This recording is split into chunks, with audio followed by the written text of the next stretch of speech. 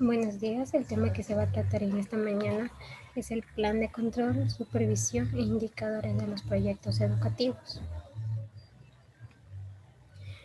¿Por qué supervisar y evaluar proyectos? Los proyectos de pequeña envergadura y baja complejidad son relativamente fáciles de seguir y de evaluar. Asimismo, los proyectos de pequeña envergadura, la declaración de objetivos específicos y de los resultados esperados puede ser suficiente para el proceso de evaluación. Es por eso que, sin embargo, esto no ocurre en proyectos grandes y complejos en los que el seguimiento y la evaluación precisan de datos e informaciones sobre innumerables actividades y tareas, además de datos de informaciones sobre sus resultados. Como siguiente punto tenemos qué son la supervisión y evaluación.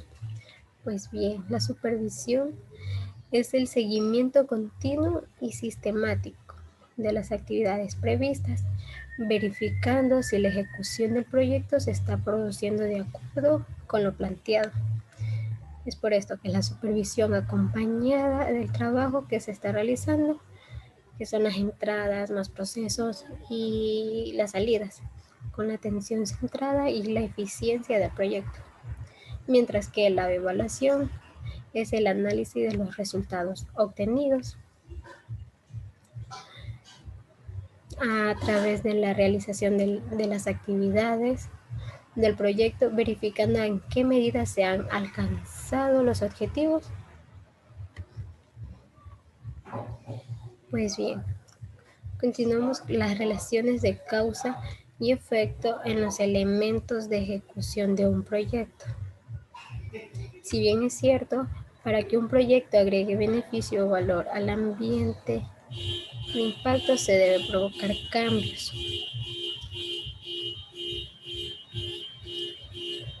Y cambios resultados en el contexto en el que se haya desarrollado, ya que esto requiere la realización de acciones que puedan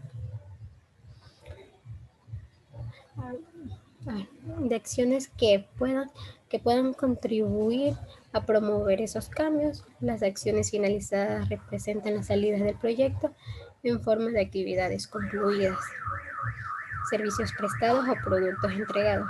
Para ello se ejecutan diversos procesos representados por los trabajos y tareas a lo largo del proyecto.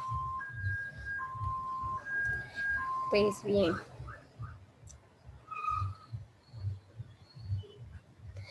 para poder facilitar la comprensión de estas definiciones, vamos a tener en cuenta la relación de causa y efecto a lo largo de la ejecución de un proyecto, desde la fase de distribución de recursos hasta el cierre.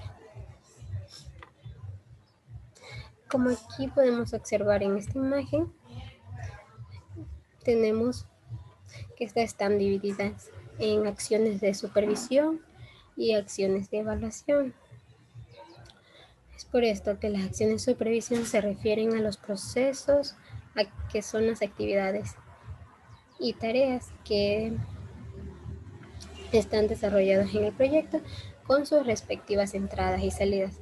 O sea, esto quiere decir que la supervisión se refiere al seguimiento del trabajo realizado que incluye los recursos necesarios para este trabajo, que son las entradas y sus respectivos productos, que son las salidas. Mientras que las acciones de evaluación se refieren al análisis de los resultados e impactos producidos por el proyecto, que están verificando en qué medida se han alcanzado los objetivos, ya que en este caso la evaluación mide la eficacia del proyecto, que debe responder ciertas interrogantes como lo es: ¿hemos llegado a los resultados que esperábamos? O como también otra interrogante que tenemos: ¿hemos llegado a donde queríamos llegar? Esas son las preguntas que nos hacemos al momento de realizar nuestro proyecto.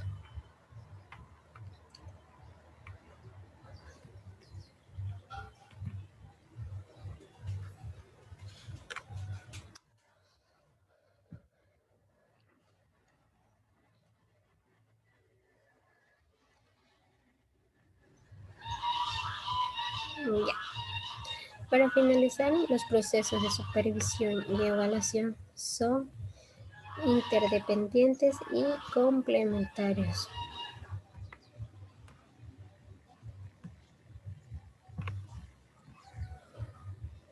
Como siguiente punto, tenemos los indicadores de comportamiento.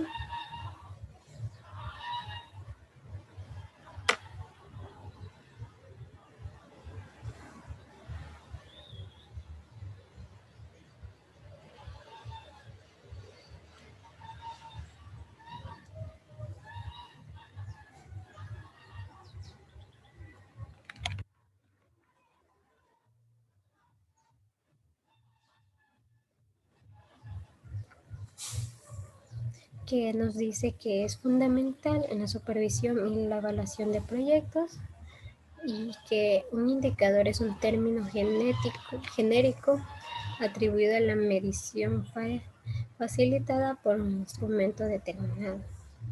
Asimismo, nos planteamos un interrogante que son los indicadores de comportamiento. Pues bien, un indicador de comportamiento es una medida en general cuantitativa que identifica las características de las entradas, los procesos, las salidas o los resultados y los impactos de un proyecto.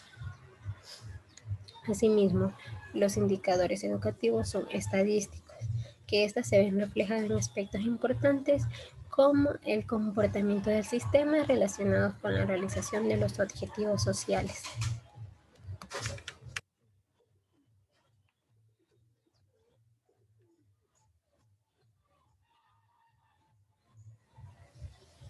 Como otro punto tenemos los indicadores para la supervisión y evaluación de un proyecto.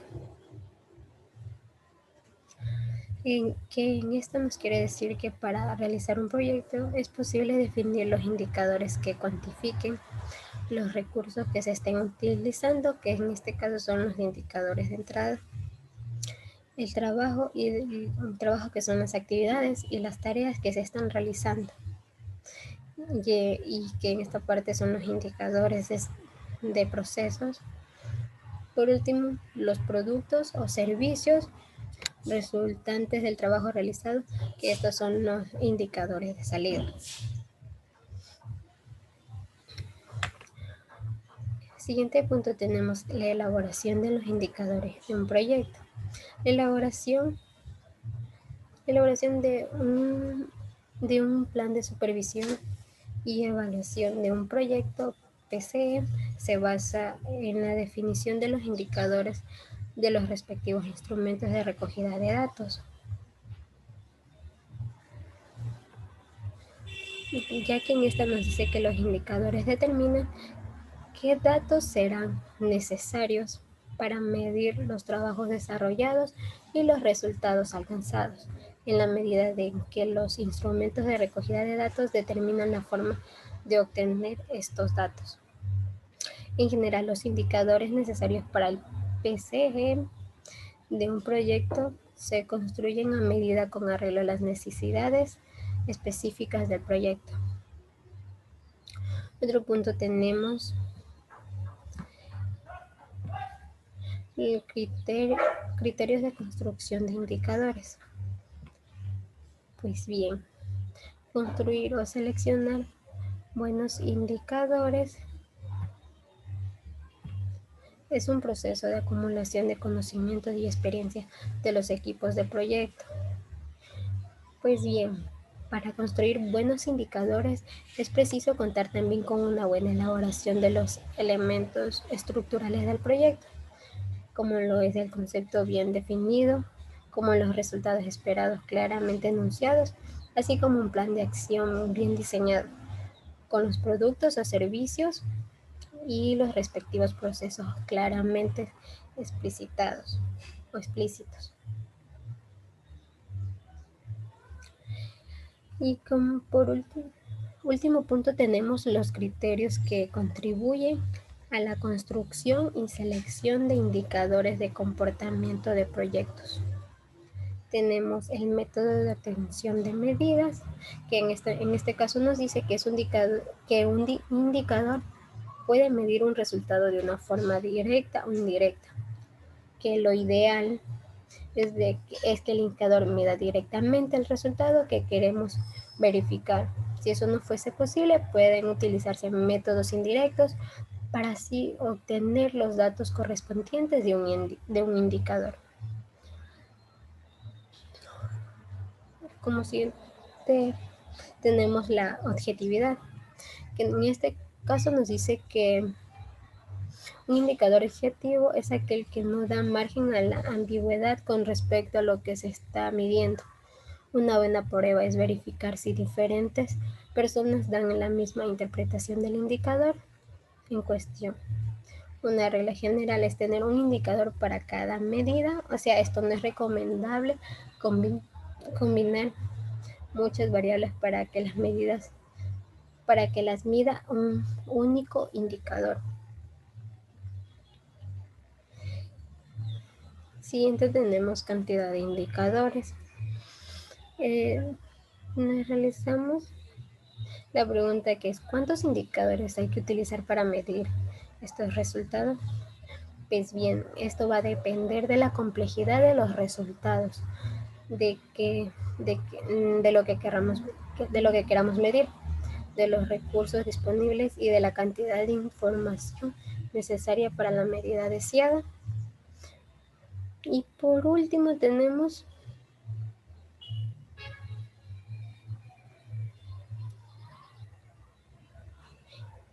siguiente punto tenemos la cuantificación, que en esta nos dice que los indicadores cuantitativos expresen valores numéricos, como índices de aprobados, número de alumnos evaluados por encima de una referencia, entre otros.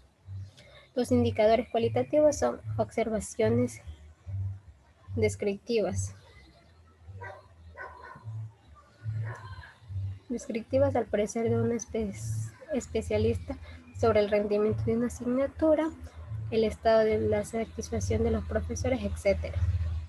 Aunque los indicadores cuantitativos no sean necesariamente más objetivos, su precisión numérica favorece la comparación y la interpretación de los datos. Y por último, tenemos la desagregación, que nos dice que hay casos en los que es necesario desmembrar los datos de un indicador en función de otras variables, como un indicador de aprovechamiento escolar que puede desagregarse por edad, sexo, nivel social, región, nivel de enseñanza, etc. Si estas dimensiones fueran